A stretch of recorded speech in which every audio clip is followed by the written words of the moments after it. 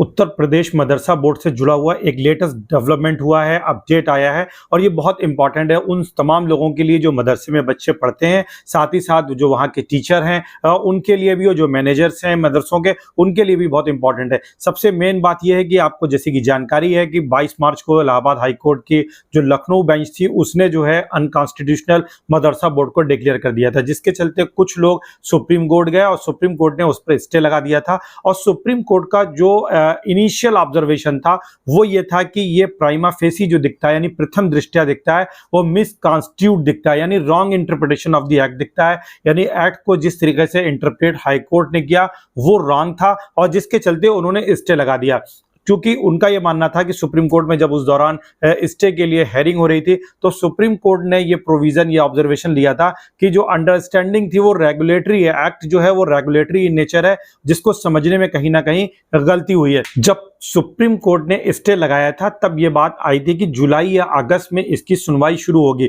और अब इसी डायरेक्शन में सुप्रीम कोर्ट ने एक डायरेक्शन दिया है, आदेश दिया है कि 21 अगस्त 2024 का जो वीक शुरू होने जा रहा है वहां से इसकी सुनवाई शुरू होने लगेगी। और इसके लिए सुप्रीम कोर्ट ने 2 अधिकारियों मिस्टर रोहित अमित को और रुचिका गोयल को ये आदेश दिया है कि वो सारी जो नेसेसरी डॉक्यूमेंट्स हैं, जो सबमिशंस हैं, उनको कोर्ट में आकर के सबमिट करें और कोर्ट का जो मास्टर है उसमें 14 अगस्त तक बाय ईमेल या बाय हैंड वो सबमिट कर दिया जाना चाहिए। तो ये एक इंपॉर्टेंट डेवलपमेंट होने जा रहा है। इस रिगार्डिंग हमारा आपसे ये कहना है कि आप चैनल को सब्सक्राइब कर लें। जब इसकी हेयरिंग शुरू हो जाएगी तो डेली का जो डेवलपमेंट होगा वो हम आपको सिंप्लीफाइड वे तरीके से लेकर के आएंगे कि सुप्रीम कोर्ट का जो हेयरिंग चल रही है वो उसके क्या मायने हो सकते हैं और किस तरीके का डायरेक्शन इसमें आ सकता है फाइनल, उस पर हम आपके साथ चर्चा करते रहेंगे और कई बार हम कोशिश करेंगे कि किसी एक्सपर्ट सुप्रीम कोर्ट के एडवोकेट के साथ आप पर इसकी चर्चा लेकर के आए ताकि आप समझ सकें कि ये किस डायरेक्शन में केस जा रहा है। हालांकि उम्मीद की जा सकती है कि सुप्रीम कोर्ट ने स्टे लगाया था,